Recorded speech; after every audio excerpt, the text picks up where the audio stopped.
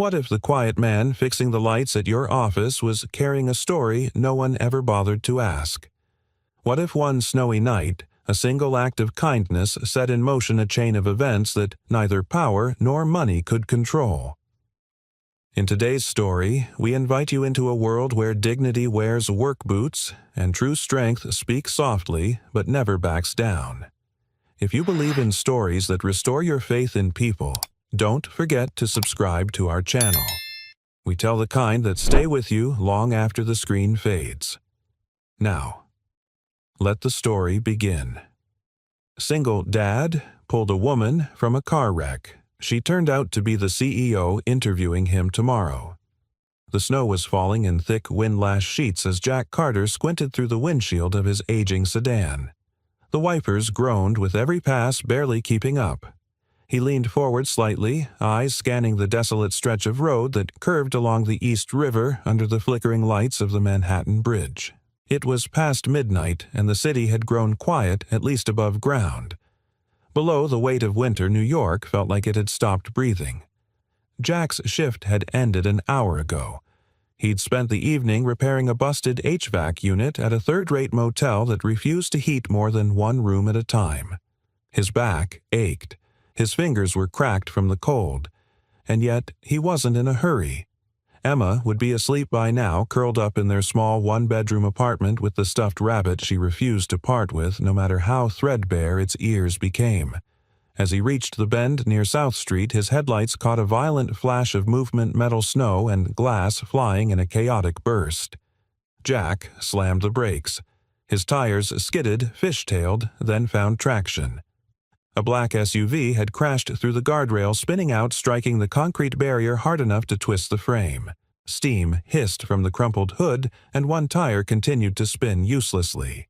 "God," Jack muttered. No other cars, no voices, just the hissing and the flurry of snow that swallowed sound. Without thinking, he threw the car into park and ran. The wind ripped through his jacket. His boots crunched over ice as he crossed the distance, his breath ragged. He reached the wreck and yanked the driver's side door jammed. He darted to the passenger side and found it crumpled but not locked. Inside, a woman was slumped against the deployed airbag, blood trickling down from a gash above her eyebrow. Her chest rose and fell shallow but steady. "Hey," Jack yelled, knocking snow from his gloves and brushing hair from her face. "Hey, can you hear me?" She groaned faintly. The smoke was getting thicker. He could smell something, fuel, maybe oil. He didn't wait to confirm. Jack reached in, unbuckled her, and gently pulled her limp body toward him. She was slender, but not small, and dead weight was always heavier than it looked. Her left foot caught on the console. He tugged harder. The car groaned like something underneath was breaking. He got her out just as flames licked beneath the engine block. Snow swirled around them as he dragged her a safe distance and lowered her onto the frozen grass. His jacket came off in one motion, and he wrapped it around her as she trembled, half-conscious. "Don't move," he said gently. "Help's coming." She looked up at him with dazed, unfocused eyes. "You saved me." She whispered the words, barely audible over the wind. "What's your name?" Jack shook his head. "That doesn't matter. You're safe now." The sound of sirens approached, wailing and growing louder, bouncing off the underpass. Blue and red lights cut through the blizzard as the paramedics rushed toward them. Jack backed away. One EMT crouched beside her. "What's her name?" "Don't know," Jack replied. "She was in the wreck when I found her. You didn't call this in." He shook his head. "Didn't have time." Another medic motioned for him to get checked, but Jack raised his hands. "I'm fine," he said, already stepping back toward the road. The woman turned her head weakly in his direction. Their eyes met for just a second, hers full of pain, confusion, maybe even gratitude. But then she was surrounded by responders, and Jack Carter, quiet, invisible. Jack faded back into the darkness. 15 minutes later, he sat behind the wheel of his car again, his hands still trembling as the heater blasted warm air over his face. His jacket was gone. His shirt was damp with melted snow, but his heartbeat had finally begun to slow. He didn't know why he hadn't told them his name. He just didn't want to. It didn't feel right to make it about him. As he pulled back into the slow-moving traffic, Jack allowed himself one glance in the rear-view mirror. He could still see the ambulance's flashing lights reflected in the night sky. But the woman, whoever she was gone now, and soon she would forget him too.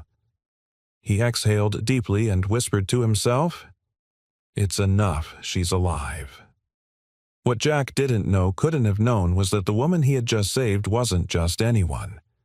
She was Ava Whitmore, CEO of Whitmore Industries, and in exactly 72 hours she would be sitting across from him in a glass-walled conference room holding the final decision over the only job that might save his daughter's life.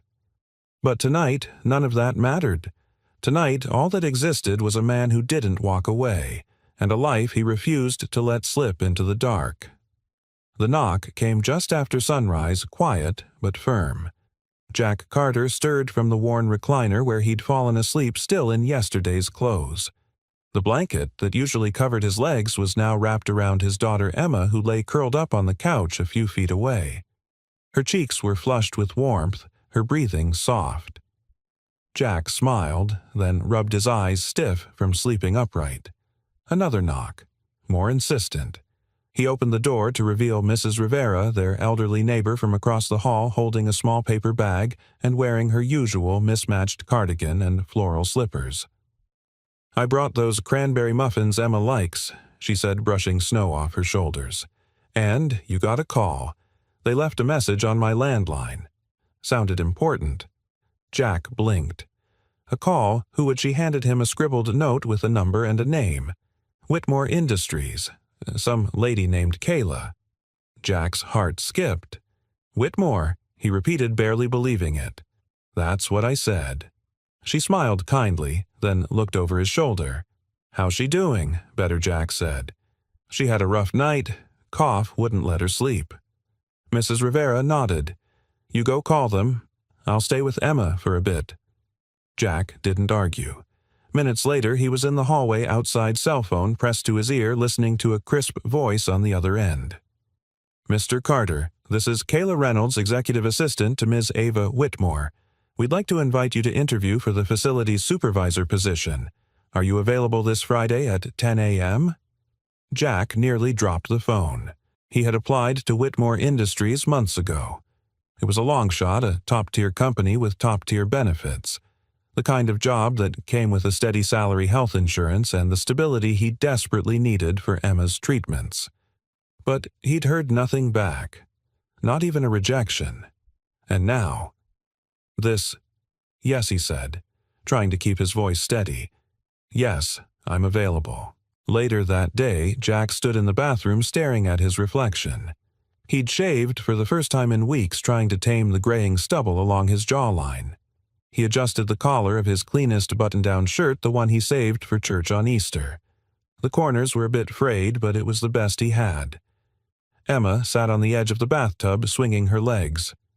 "You look nice, Daddy." "Thanks, Peanut. Are they going to give you the job?" Jack crouched down beside her, smoothing her hair back gently.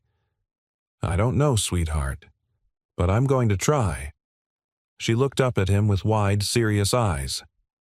"I hope they say yes. Then you don't have to work late anymore. And we can go to the aquarium." Jack smiled, swallowing the tightness rising in his throat. That's the plan. Friday arrived with icy wind and a sky heavy with clouds. Jack walked into the Whitmore building, a modern glass-paneled skyscraper in Midtown with palms damp and heart thudding. The lobby gleamed all steel and silence. Polished floors reflected overhead lights like mirrors. People in suits moved swiftly, confidently. Jack felt like he'd stepped into another world. The receptionist greeted him with a brief smile and pointed him to the 29th floor. "Miss Whitmore will see you shortly." Jack's elevator ride was silent but nerve-wracking. He rehearsed answers in his head, his experience, his skills, why he wanted the job. But as the doors opened, his thoughts fell away. The conference room was walled with glass overlooking a gray Manhattan skyline. A long table ran through the center, and at the head of it, standing tall in a slate-gray suit with a scarf wrapped lightly at her throat, was the woman from the crash. Jack froze. She was unmistakable, though her hair was neatly tied back now, and the bruise near her temple had faded to a faint shadow. She looked composed. Regal, almost. But her eyes, the same eyes he had seen wide with pain in the cold, were on him now, and they widened just slightly with recognition. A flicker passed between them. Jack blinked once, unsure if she would say anything. He half expected her to stand up and say, "You're the man who pulled me from the wreck." But she didn't. She smiled with the cool precision of a professional and gestured to the seat across from her. "Mr. Carter," she said smoothly, her voice like polished glass. "Thank you for coming in." Jack sat down, his heart thudding. She remembers. He could see it in her eyes. But why wasn't she saying anything? The interview began. Ava's questions were sharp-focused. She probed his knowledge of HVAC systems, electrical schematics, emergency protocols. She asked about how he would handle supply chain issues, union coordination, overnight maintenance schedules. Jack answered the best he could, drawing on years of hands-on experience. He wasn't polished. He didn't use corporate buzzwords. But his voice was steady, his answers thoughtful.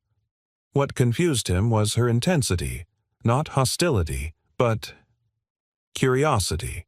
Like she wasn't just evaluating his resume. She was trying to see through him, and still not one word about that night. After 30 minutes, she closed the folder in front of her. "Thank you, Mr. Carter. We'll be in touch by Monday." Jack rose, nodded politely, and offered a tight smile. "Thank you for the opportunity." As he turned to leave, her voice followed him. "Mr. Carter." He paused. Ava tilted her head, and for the first time her voice softened. "Why did you leave before the ambulance arrived?" Jack turned slowly, puzzled. "I didn't want to be in the way." Her eyes lingered on his face. "That's rare," she said quietly. Jack held her gaze for a beat, then simply replied, "Sometimes doing the right thing means you don't need to be seen." Ava didn't answer. She simply watched as he turned again and walked out of the room. Only when the door clicked shut behind him did she finally allow herself to exhale. Yes, it was him. And somehow that changed everything. Ava Whitmore stood alone in the conference room after Jack Carter had gone, the silence folding around her like a second skin. She remained still, fingers pressed lightly to her lips, eyes lingering on the chair he had just vacated. The city, beyond the glass, seemed far away, its noise muffled by the weight of what she had just seen, what she had just confirmed. It was him, the man from the snowstorm. The man who had pulled her from the wreckage with bare hands, wrapped her in his jacket, and vanished before she could thank him. She had remembered the voice first, calm, steady, urgent. Then the eyes. Honest, steady, not asking for anything, not even a name. And now he sat across from her in a buttoned-up shirt hair, slightly unruly, answering technical questions with quiet humility. No mention of what he had done, no glint of expectation. She had built her career on instinct, reading people faster than they could read themselves. And yet this man had blindsided her. Ava exhaled, her mind buzzing with contradictions. If she acknowledged him as her rescuer, would he think she brought him here out of guilt, out of obligation? That wouldn't be fair to him or to herself. She needed time. Meanwhile, Jack stepped into the elevator with a strange mix of relief and confusion. The interview had gone better than expected, but his nerves hadn't settled. There had been something unusual in the way Ava looked at him, curious, searching. Did she know? No, he told himself. It was just coincidence. She wouldn't remember him from that night. It had been dark, chaotic. Her head was bleeding. She probably never saw his face. Still, the way she paused at the end. The question about leaving before the ambulance came. Why would she ask that he walked out of the building boots, crunching the slush on the curb, his breath fogging in the frigid air? He pulled his coat tighter. The scarf he usually wore, he realized with a quiet jolt, was still with her. He had left it wrapped around her that night. Jack smiled to himself, barely. He didn't need the scarf back. Back at the office, Ava returned to her corner suite and sat heavily behind her desk. She stared at the email draft on her screen for a full minute before deleting it entirely. Instead, she reached for her phone. "Kayla," she said when her assistant picked up. "I want a full background check on Jack Carter Education Work History family." Quietly. There was a pause. "Is something wrong?" "No," Ava said softly. "Not wrong. Just different." That evening, Jack picked up Emma from Mrs. Rivera's apartment across the hall. She ran into his arms with a gleeful squeal, her little backpack bouncing behind her. "How'd it go?" Mrs. Rivera asked, passing him Emma's lunchbox. "I think, okay," Jack replied. "She didn't throw me out, so that's something." Mrs. Rivera chuckled, then gave him a look, gentle but probing. "You know, Jack, sometimes life circles back in the strangest ways." Jack furrowed his brow. "What do you mean?" "Just a feeling," she said, smiling as she turned back toward her apartment. "Sometimes people who show up out of nowhere, they're not really strangers." Jack held Emma's hand as they stepped into their own small apartment. Her hand was warm in his. "Did you get the job, Daddy?" "Not yet," he said, kneeling to meet her eyes. "But we might be close." She tilted her head. "If you do get it, can we get blueberry pancakes again?" "Like on your birthday." Jack laughed softly, pulling her into a hug. "Yeah, Peanut, I think we can manage that." At Whitmore Industries, Ava sat alone in her office, staring at the security camera footage from the crash site. She had acquired the recording 2 days ago from the city's traffic control center after filing a formal request. It had taken time, but she had insisted. On screen, the black SUV careened into the barrier's snow, exploding like smoke. A long moment passed. Then came the blur of movement, a man running toward the wreck. She watched it again, eyes fixed on his form as he wrenched the passenger door open and pulled her out, stumbling in the snow, wrapping her in his coat and laying her down with a gentleness she hadn't felt in years. There was something about the way he looked at her even on camera. Not pity, not awe, just purpose. Ava closed the laptop. Her heart thudded. She had made it to the top by guarding herself by believing that people always wanted something money, power, access. But Jack had walked away from her that night. He didn't know who she was. He didn't ask. And that unsettled her more than she wanted to admit. The following morning, Jack received an email from Whitmore Industries. He opened it with trembling fingers. "Thank you for your time, Mr. Carter. We are pleased to move you forward to the final consideration round. Details to follow." His shoulders sagged with relief. For the first time in a long time, something had gone right. And yet, the image of Ava's eyes lingered in his mind. She knew. He could feel it. Back at Whitmore, Ava stood at the floor-to-ceiling window of her office, arms crossed, watching the city unfurl in pale morning light. Snow had stopped. The streets below gleamed with salt and thawing ice. She tapped her fingers against her elbow, mind still restless. Jack Carter was not like the others who had passed through her company's doors, ambitious, performative, rehearsed. He was real. And she wasn't sure what to do with that. But one thing was certain, he was no longer just a name on a resume. He was the man who didn't walk away. And for reasons she couldn't explain, maybe didn't want to, she wasn't ready to walk away either.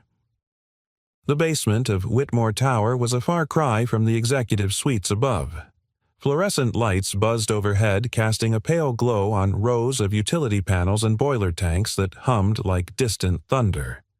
Jack stood with a wrench in one hand and a clipboard in the other, double-checking the settings on the backup generator. It had been 1 week since the interview, and Ava Whitmore had made her decision. He was hired. Just like that. No fanfare, no personal note. A formal email, crisp and direct like everything else about her. Jack hadn't seen Ava since that day in the glass-walled room. In fact, he'd barely glimpsed her at all, save for one fleeting moment in the elevator where she entered with 2 board members and didn't acknowledge him beyond the briefest of nods. And yet he could still feel her presence like static in the air. He didn't know what to make of her silence. She hadn't mentioned the night of the crash, hadn't thanked him, hadn't even hinted that she remembered. But something told Jack it wasn't forgotten. Not by her, and certainly not by him. New guy, someone called from behind. Jack turned to see a tall, broad-shouldered man approaching with a clipboard of his own and a sideways smile. "I'm Luke, head of overnight crew. You're Cartwright." "Yeah." "Jack." Luke extended a hand. "We've heard about you." Jack raised an eyebrow. Already Luke smirked. Hard not to.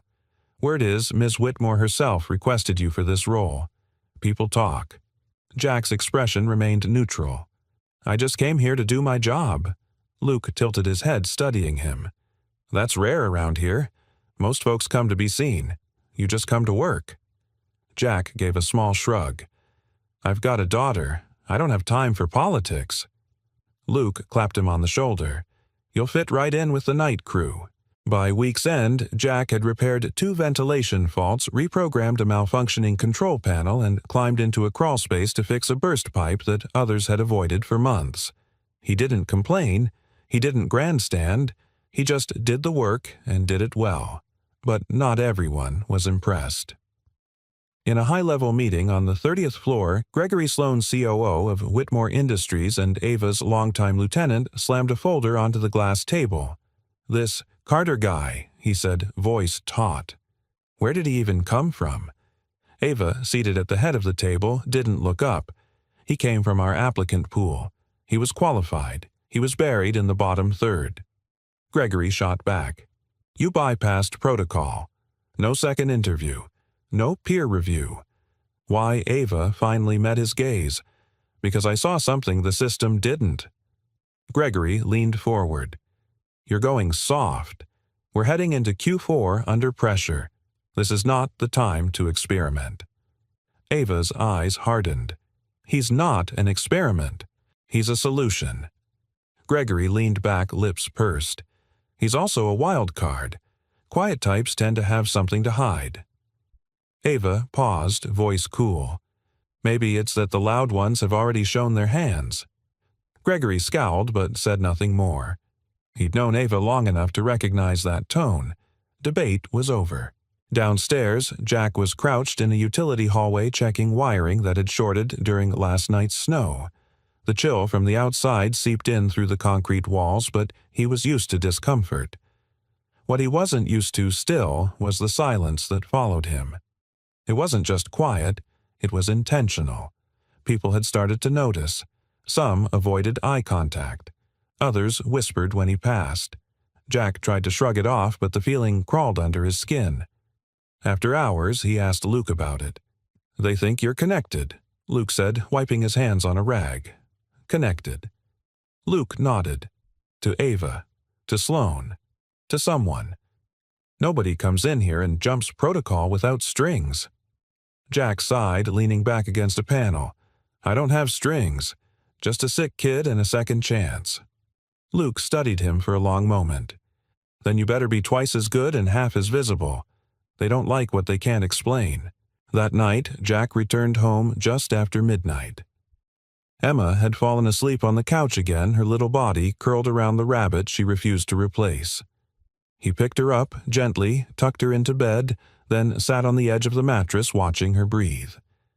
There were days he felt like a ghost walking through a world that barely acknowledged him. But here, in this small apartment with its chipped paint and leaky faucet, he was still needed. Still seen. He reached into the drawer and pulled out the hospital bill he hadn't opened yet.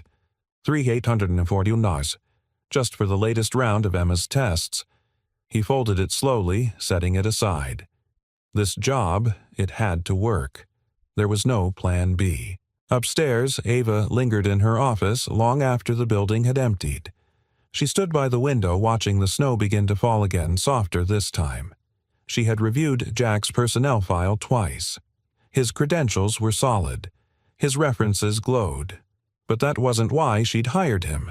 It was what he'd done when no one was looking.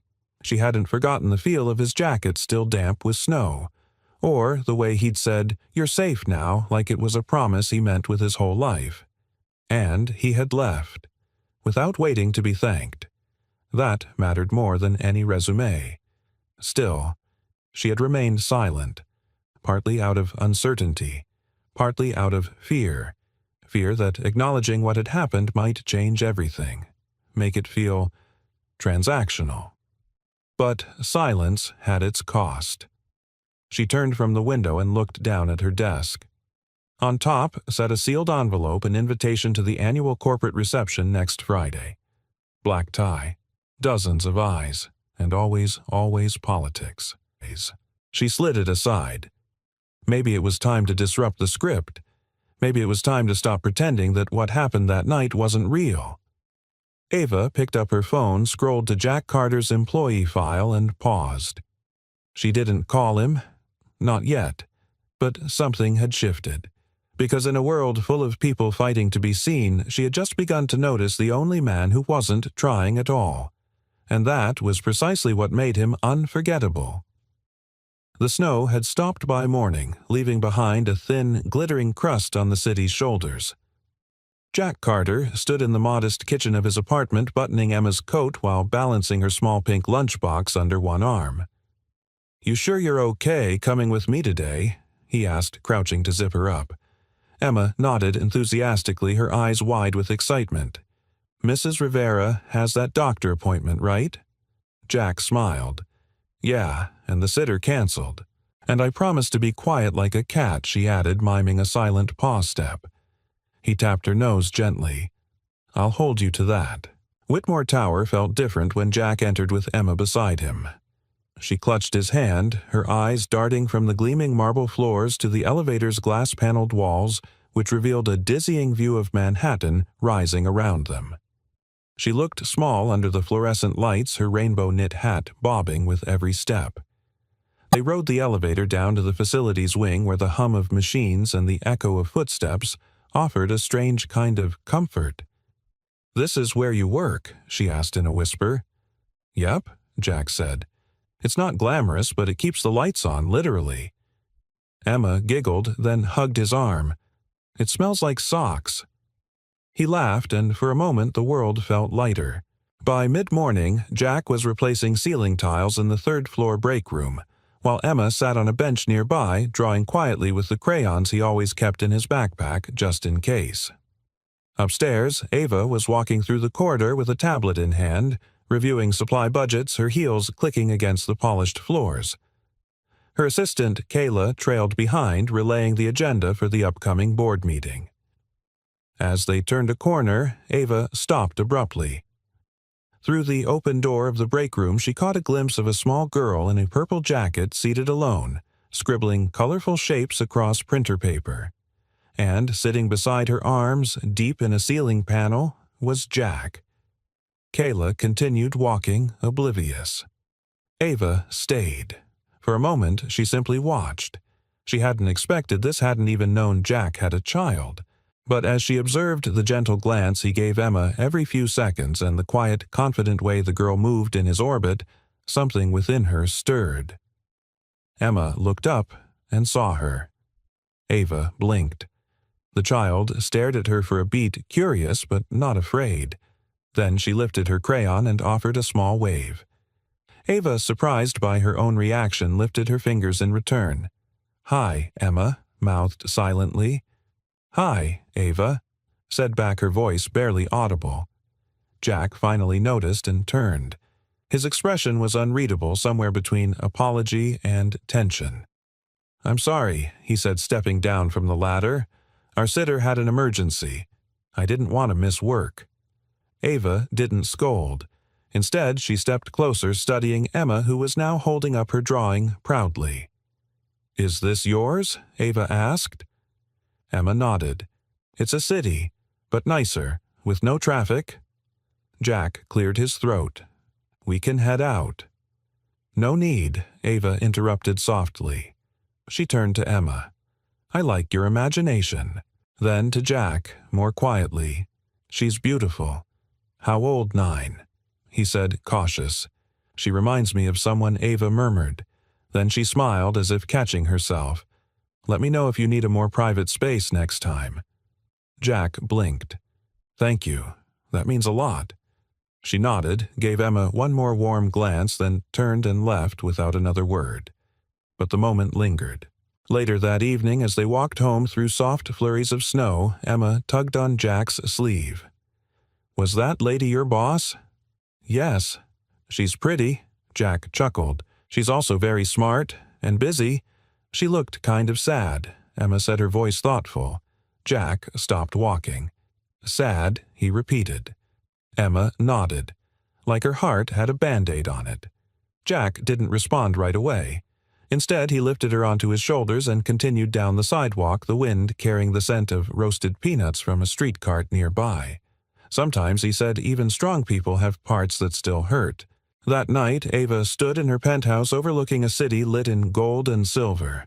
A wine glass sat untouched beside her. On the table was the drawing Emma had left behind. Kayla had retrieved it after they'd gone. A city, with no traffic, a river running through the center, bridges made of flowers. She turned it over. On the back, in blocky handwriting, it read, "For Daddy, because he makes broken things better." Ava stared at it until her eyes blurred. She remembered her father, how he used to fix broken watches, taking them apart and putting them back together without manuals. She remembered how he stopped doing that after her mother left, as if the world had broken in a way he couldn't fix. She'd built everything this company, her reputation, her fortress of solitude, on the belief that no one would catch her if she fell. But someone had, and now she had seen the man who caught her not just in the act of saving a life, but in the act of quietly living for someone else. Emma wasn't just a child. She was his why. And Ava was starting to wonder if she'd ever had one of those for herself. She placed the drawing gently on her desk. Maybe it wasn't just Jack she needed to understand.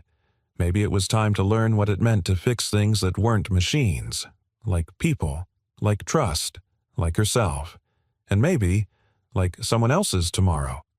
The storm had returned overnight, cloaking Manhattan in a curtain of snow by morning. But Ava Whitmore didn't notice the weather. She stood in her office, perfectly still, the silence so complete that the faint tick of the antique clock on her bookshelf sounded like a drumbeat in her ear. On her desk, a flash drive lay next to her laptop like a live wire. She had waited nearly 2 weeks for the city's Department of Transportation to release the footage, had pulled strings signed, waivers even met in person with the assistant commissioner. A request like this wasn't common. But then Ava Whitmore was no ordinary citizen. She sat down, inserted the drive, and opened the folder. Her breath caught the moment the file loaded. Timestamp, 11:52 p.m. Location, FDR Drive near South Street. Weather heavy snow. Camera fixed, traffic unit 04-7. She hit play. At first, there was nothing, just the ghostly sheen of headlights flickering through snow and the empty icy road below. Then a flash. A vehicle veered sharply from the left lane, spun, and slammed into the guardrail with a metallic shriek even the mute recording seemed to carry. Her SUV. She watched her own accident unfold like a scene from someone else's nightmare. The next 10 seconds were a void. No movement, no bystanders. The snow thickened. Then, suddenly, there he was. A man running from the shadows, silhouetted by his own headlights. He sprinted to the wreck, yanked at the passenger door. Nothing. He circled to the driver's side, crouched, pried, pulled until the door gave. The man leaned inside, bracing himself against the frame. Ava leaned forward, one hand over her mouth. The angle didn't show his face clearly, but she didn't need it. The posture, the shape, the urgency. It was Jack. He pulled her out slowly, carefully, as if she were made of glass. Then he collapsed onto the snow with her in his arms. His jacket came off, wrapped around her shoulders. He checked her pulse, held her face, murmured something they couldn't hear. Then he stood and left. No ambulance, no police yet. He simply walked away into the night.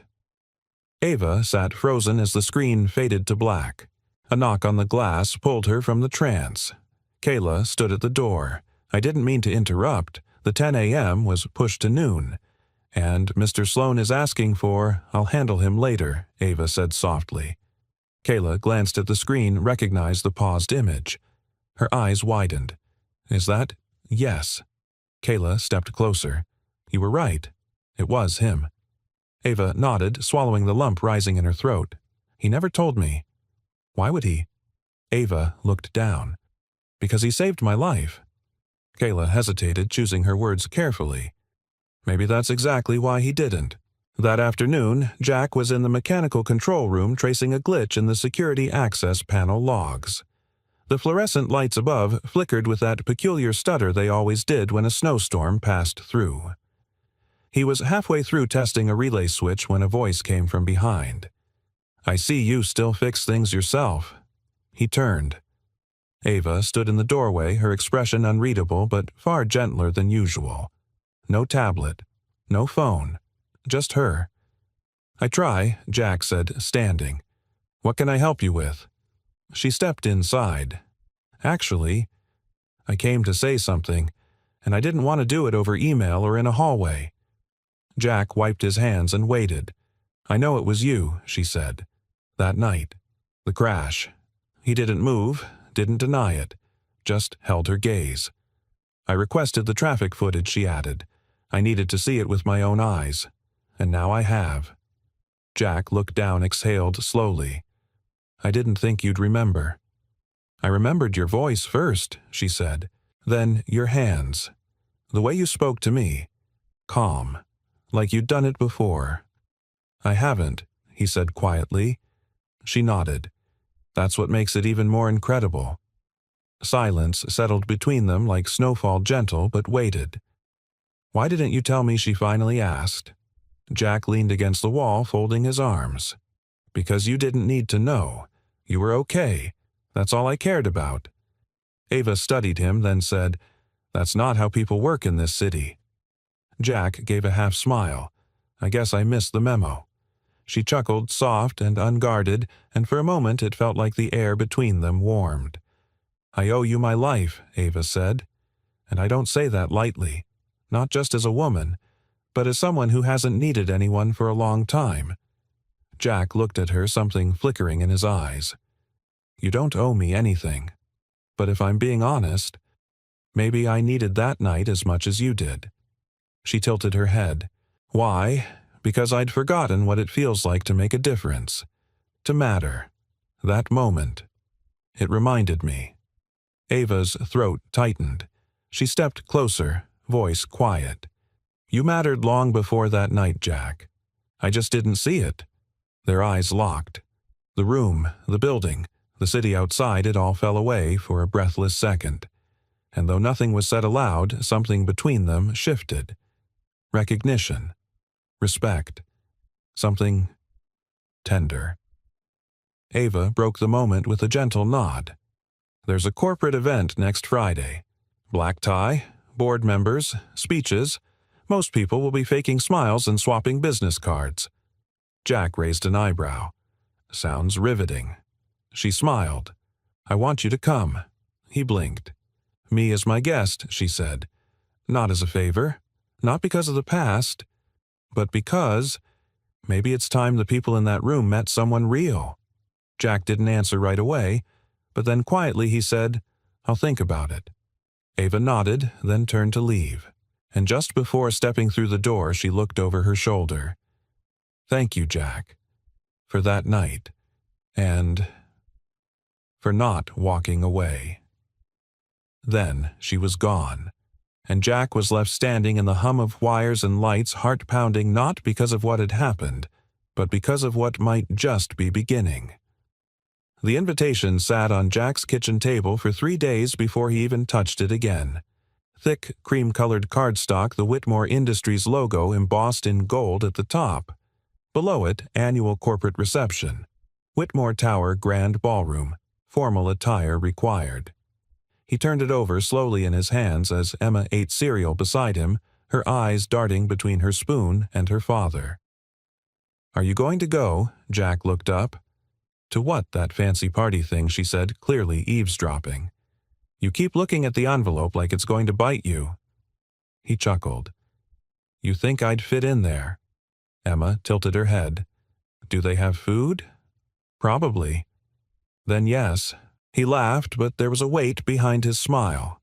It wasn't the dress code or the glitz that unsettled him. It was the idea of walking into that room as her guest. That phrase alone invited 100 interpretations, and none of them sat comfortably with him. Because no matter what Ava said or how she looked at him that day in the control room, Jack still felt like a man on the outside of something too polished, too precise. By the time Friday arrived, Jack had made his decision if only because Emma had helped pick out a tie, and Mrs. Rivera insisted on ironing his one decent jacket while humming old Sinatra tunes. "You walk into that room with your head high," she said. "The people worth knowing will see who you are. And the rest, they don't matter."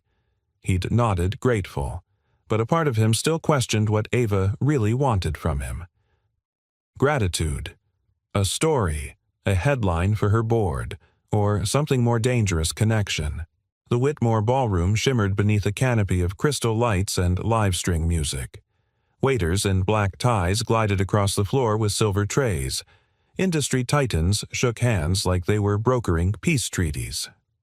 And at the far end of the room, near a grand staircase, stood Ava Whitmore. She was dressed in a midnight blue gown that was understated but unmistakably elegant. Her hair swept into a soft chignon, her only jewelry a thin silver bracelet that caught the light when she turned her wrist. Yet it wasn't any of that that made Jack pause as he entered. It was her eyes. She saw him across the room before anyone else did, and for a moment the noise dulled. She didn't wave, she didn't smile, but the warmth in her gaze was undeniable, like she was relieved he came. A junior executive approached Jack quickly. "Sir, can I see your invite?" Jack held it up. The man glanced at it, then at Jack's well-worn jacket and scuffed shoes. His polite smile faltered. "Oh, you're Miss Whitmore's guest." Before Jack could reply, Ava was already at his side. "Jack," she said, voice calm and clear. "Glad you made it."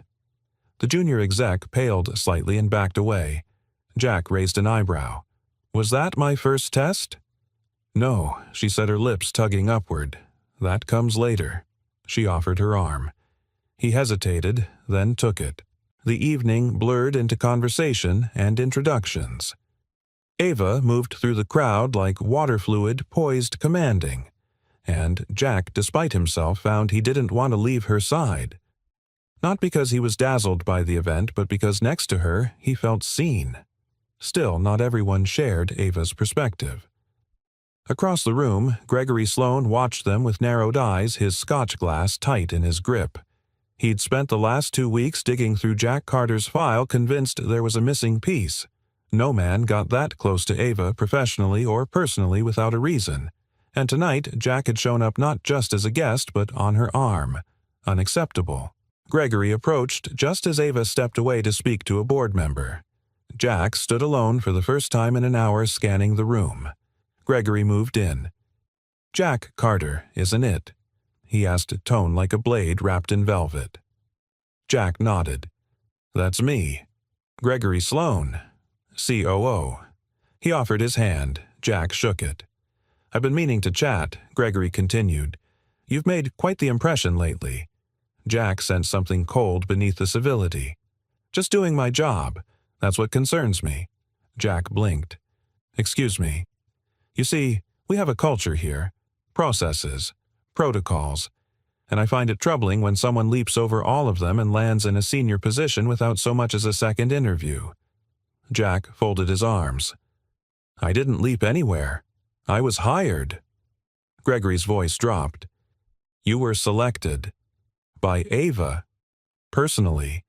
That kind of decision carries weight and consequences." There was no threat in the words, and yet it felt like one. Jack didn't flinch. "I didn't ask for special treatment." "No," Gregory said, stepping closer, "but you're standing in a room full of people who think you did." Before Jack could respond, Ava reappeared. "Gregory," she said, eyes flashing. "I see you've met Jack." "We were just chatting," he said smoothly, but Jack could tell she heard the undertone. Ava placed a hand on Jack's arm. "Excuse us." She led him to the edge of the ballroom near the balcony. The night air filtered in through open doors, crisp and sharp.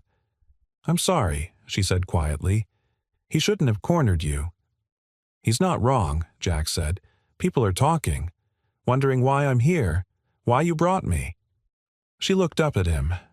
"Do you wonder?" Jack hesitated, then shook his head. "No, but I wonder if you do." The question hung between them. "I brought you," she said slowly, "because I trust you. Because you remind me of who I wanted to be before all of this." He searched her face, surprised by the vulnerability. "And because," she added, "you're the only person in this room who doesn't want anything from me." Jack exhaled. The wind caught his tie, fluttered it against his chest. "I came because Emma said I should," he admitted. Ava smiled, eyes soft. "Smart girl."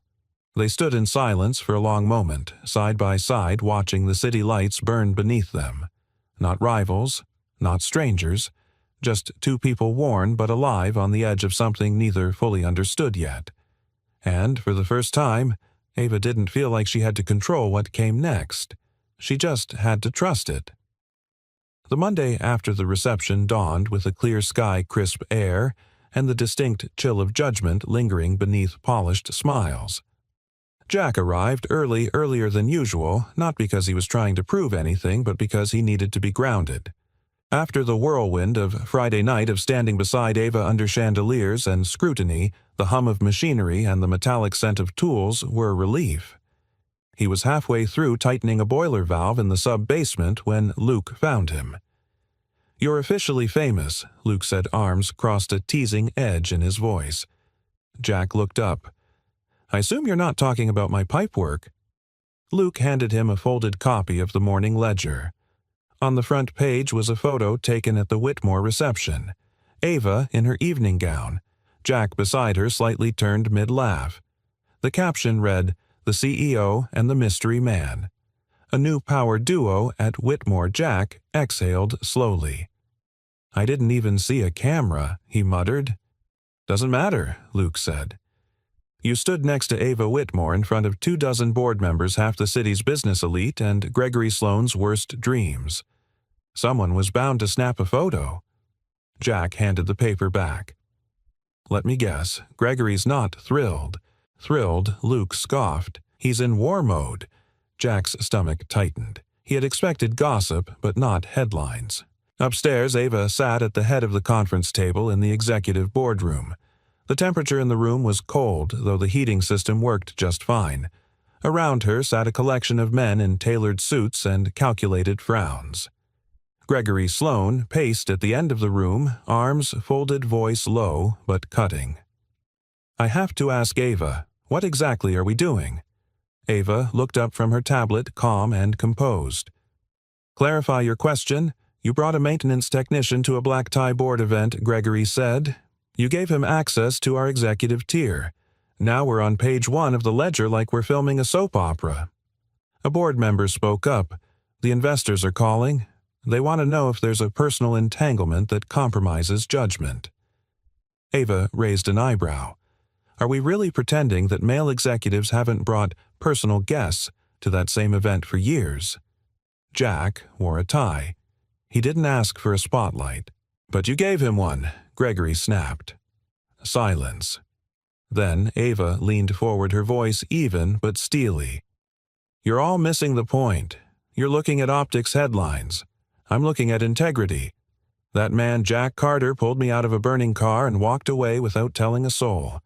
He works harder than half the people on this floor. He doesn't network. He doesn't manipulate. And that scares you because it's the one thing you can't control." Several men shifted in their seats. Gregory's jaw flexed.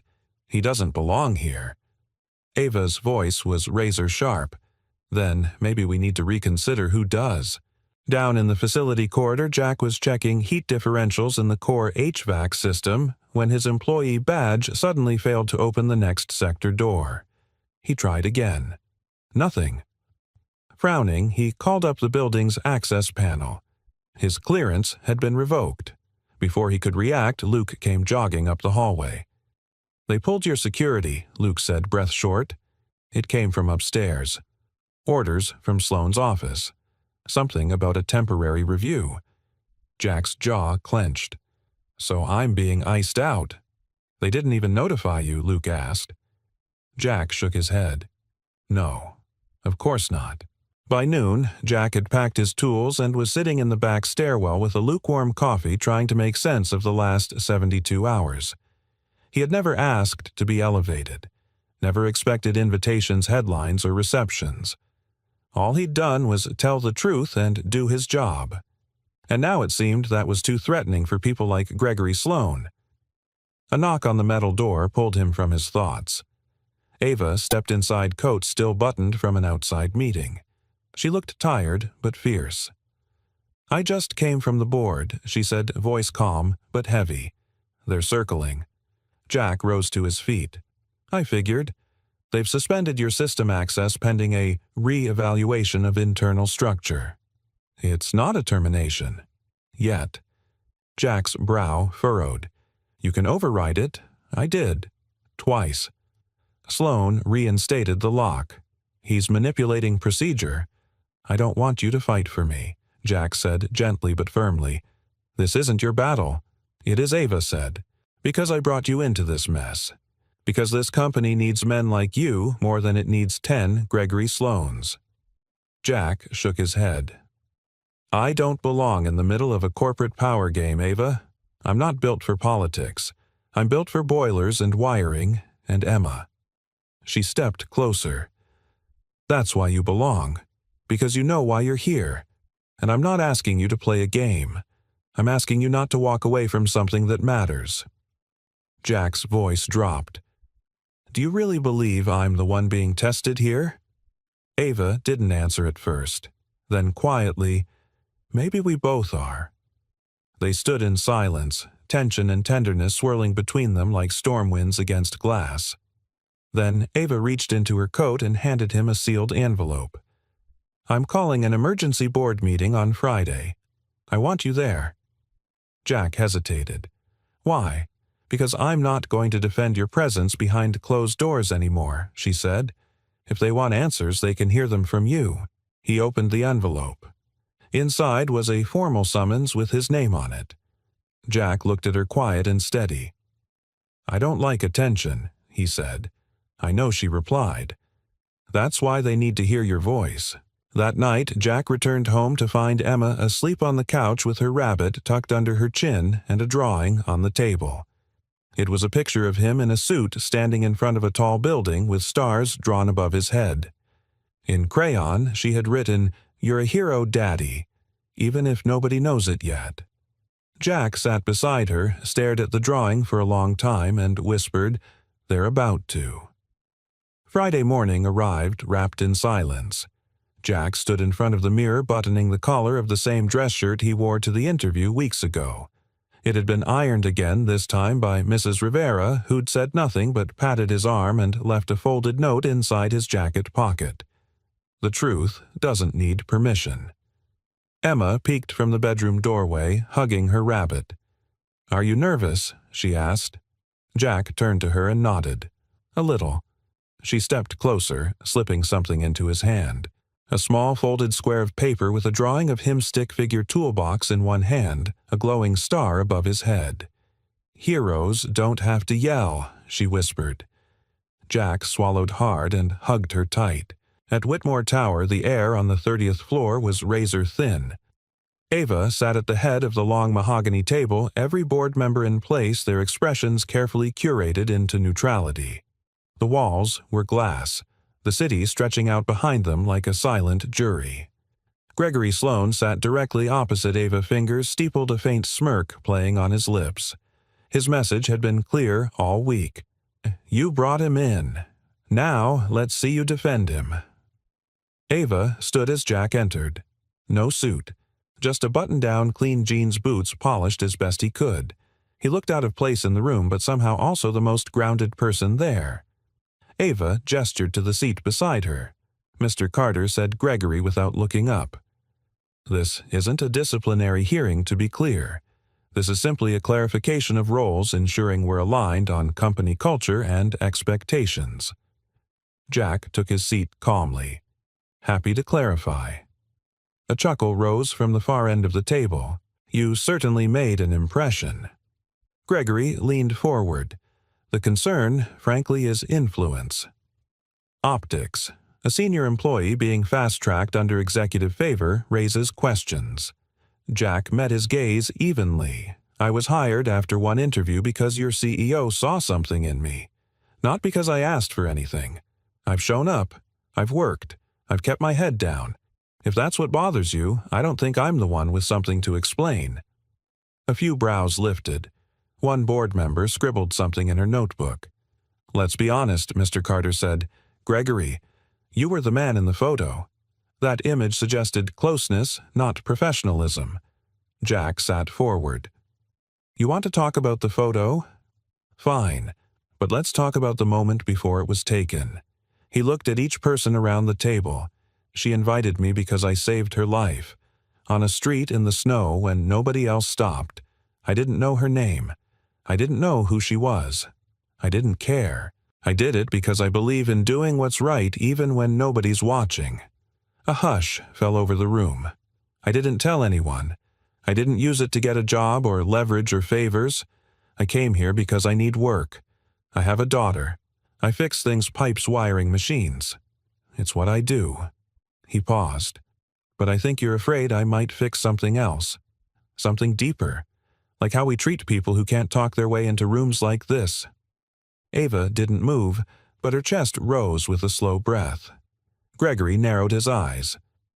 You're implying we're broken. Jack stood. I'm not implying anything. I'm saying that when leadership stops recognizing integrity just because it comes in a worn jacket instead of a tailored suit, then yes, something's broken. No one interrupted him.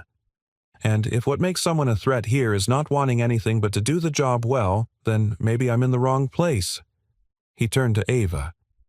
Unless I'm not. She looked up at him steady. You're not. Jack nodded once. Then you'll know where to find me. He walked toward the door, his steps even. For a moment it felt like no one breathed. Just before exiting, Jack turned back. For what it's worth, he added, voice quieter now. I don't belong here to make noise. I'm here to make sure when people turn on the lights they stay on. Then he left. Silence held the boardroom in a suspended state. Then a woman from the far end of the table, gray-haired, sharp-eyed, spoke. I've been on this board 22 years, she said. That's the first time anyone in this room reminded me why we exist. Several others nodded slowly. Gregory looked shaken but forced a smile. Well, perhaps that's enough drama for one morning. No, Ava said, rising to her feet. Not yet. She faced them all standing tall. Jack Carter is not a symbol. He's not a headline. He's a reminder that we've strayed too far from the people who make this company run. She glanced around. Today isn't about Jack proving he belongs. It's about us proving we deserve to keep him. Then, without waiting for consensus, she collected her files. Meeting adjourned. That evening, Jack returned home exhausted but lighter. Emma greeted him at the door with her newest drawing, a tower glowing with stars and a small figure in a hard hat at the base. This is your building now, she said proudly, because you're the one who keeps the lights on. Jack knelt and pulled her into his arms. Maybe she was right. Maybe all along what made someone belong wasn't who they knew or what they wore, but what they stood for. And today, he had stood. For something. For himself. For everyone like him. And the light stayed on. The sun poured into Ava's office through tall windows, casting long golden stripes across the polished floor. It was the first truly warm morning of the year, the kind of light that made glass buildings feel like greenhouses and reminded people there was still life outside quarterly reports. but Ava Whitmore felt nothing of it. She sat at her desk, the boardroom transcript open in front of her fingers, laced under her chin. The room was quiet, too quiet. Even the ever-present buzz of Kayla's typing outside the glass wall was absent. In truth, she was waiting. She'd dismissed her entire morning schedule. She needed space. Not to make a decision she already had, but to feel the full weight of it before she acted. Downstairs, Jack was back in the boiler room, wrench in hand, repairing a broken valve he could have fixed in his sleep. But his hands worked more slowly today. Not from hesitation, but reflection.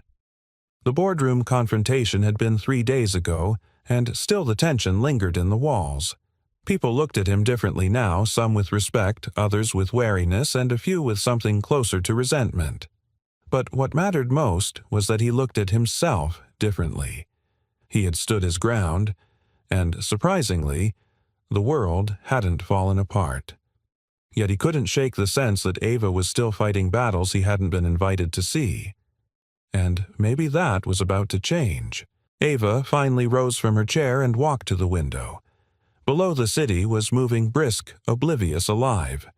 She thought about everything that had brought her here, the accident, the fire, the rescue, the quiet man who had slipped away without expecting anything, and then walked back into her life through a door she hadn't even known she'd left open. For years, she had told herself leadership meant solitude, distance, iron discipline. But Jack had reminded her of something else, that integrity had nothing to do with power and loyalty didn't have to be bought.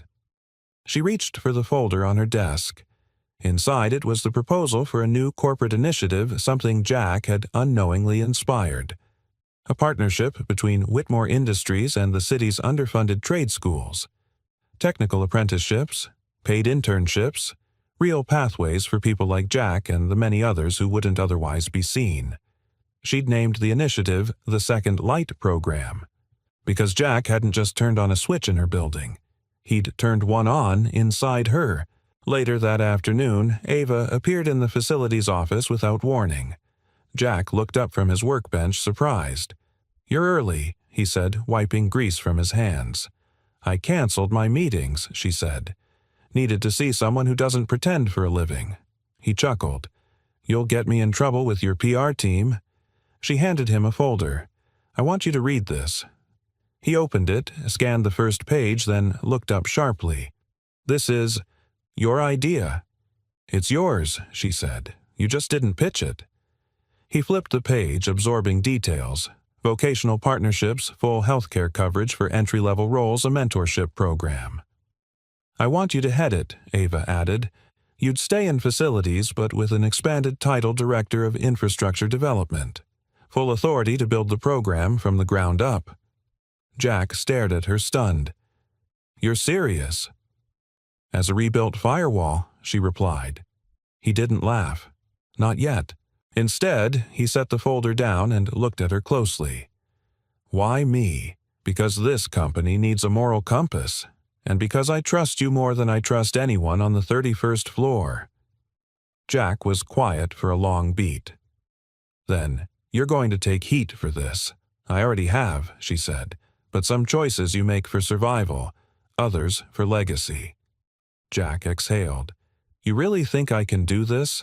"I don't promote people because of their resumes," she said softly.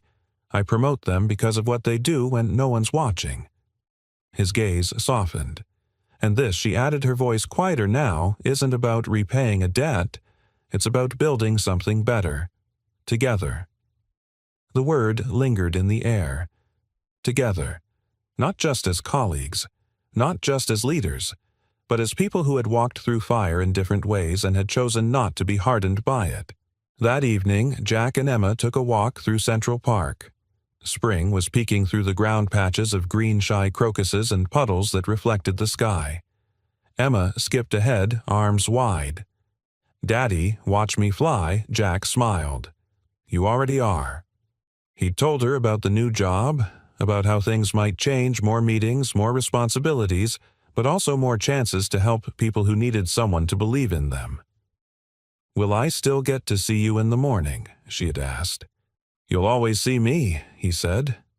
"Maybe not always in boots and tools." but always. Now walking behind her, he saw the future more clearly than he ever had. Not just a better paycheck, not just restored dignity, but the power to build something lasting for her and for all the kids like her whose parents were trying to hold on with scraped knuckles and quiet courage. Back in her penthouse, Ava watched the city lights flicker to life. Across the street, in another high-rise, someone was replacing a bulb on a rooftop sign. She smiled. The lights stayed on, because someone like Jack was still out there, fixing things no one noticed, and, finally, being seen. It was after hours at Whitmore Tower, the city below softened by twilight, and the building itself unusually quiet, almost reverent. The hum of conversation, the clack of heels, the buzz of conference calls all had faded into a peaceful stillness as if the tower were taking a breath at the end of a long day. On the 32nd floor in the executive wing, Ava rarely used, one office remained lit.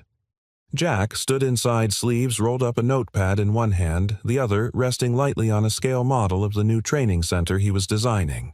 On his laptop screen, a spreadsheet of budget projections shared space with a childlike drawing tacked to the corner, a stick figure holding a light bulb smiling under a caption in block letters, "My dad fixes the world."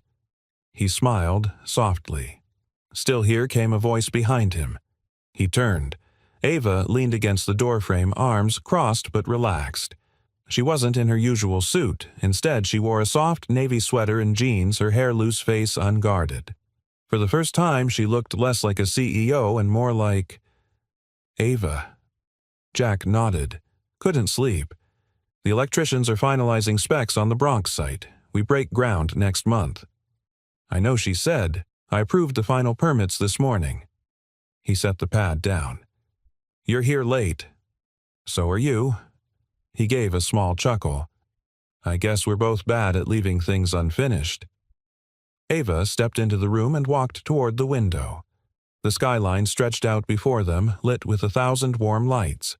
Below, cars moved like veins through the city's circulatory system, constant, driven alive. This place looks different at night, she said. Jack joined her at the glass. It always does. That's when you notice what's really lit and what's just pretending. She glanced at him, thoughtful. Funny how many things we passed by without ever really seeing. He nodded. Until they break. They stood in silence, shoulder to shoulder, watching the city breathe. Then Ava spoke again, softer now. I've spent most of my career building walls so nothing could touch me. I thought it made me strong.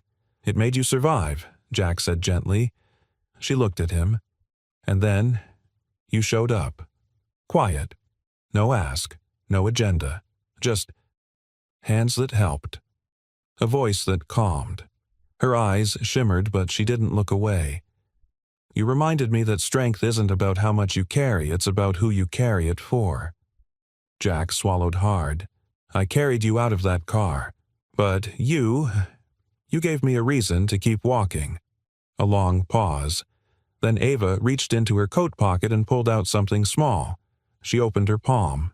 Jack blinked. His old scarf. You never came back for it, she said, smiling. He laughed softly, taking it from her. I thought it was lost. She met his eyes. It wasn't. A week later, the city gathered for the ribbon cutting of the Second Light Training Center, a sprawling, modern space in the Bronx where veterans, single parents, immigrants, and trade school graduates would learn from experienced technicians and gain pathways into careers like Jack's.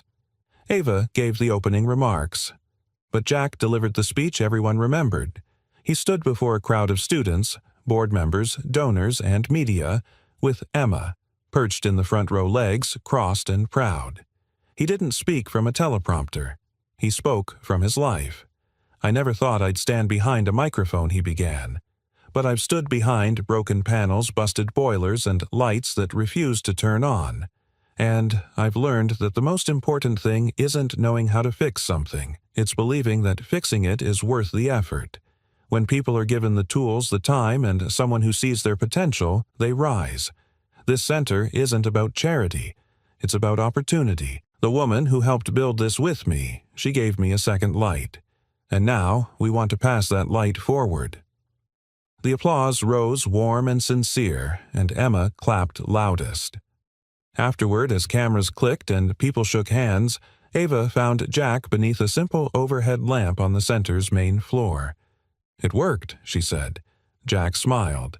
"Yeah," and the lights stayed on. That night, the two of them sat on the center's rooftop garden, the city pulsing below them. Emma had fallen asleep inside on a beanbag, a book open in her lap. The stars above peeked through the haze of light pollution, faint but persistent. Jack leaned back, hands behind his head.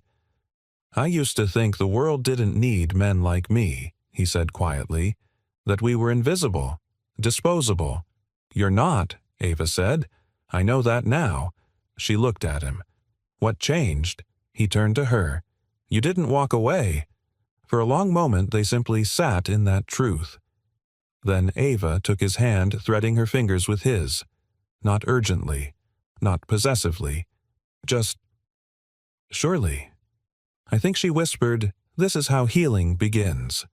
He nodded, eyes on the distant glow of downtown. "And how stories begin," he added. "No," she said, resting her head on his shoulder, "how the right ones continue." Months later, Emma placed a framed photo on her nightstand. It was of her dad and Ava in hard hats standing under a newly lit sign, Second Light Training Center. She turned off her lamp and whispered, "Good night, world." And in the darkness, the building across the city blinked back. The light was still on, because someone chose to stay, and someone else finally chose to let him in. We'd love to know where you're watching from. Drop your city or country in the comments below, and let us know what part of the story moved you the most. If this story touched your heart, don't forget to subscribe so you never miss another tale that brings warmth, hope, and a little light to your day. Thank you so much for watching. We're truly grateful to have you here.